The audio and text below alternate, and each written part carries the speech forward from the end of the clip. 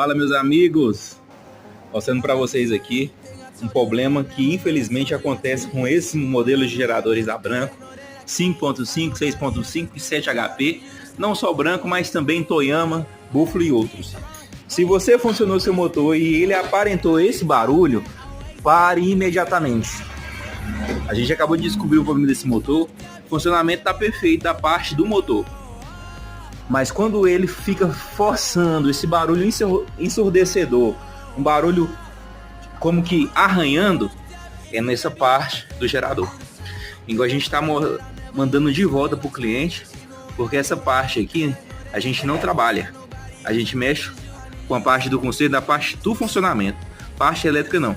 Tiramos essa tampa preta aqui e verificamos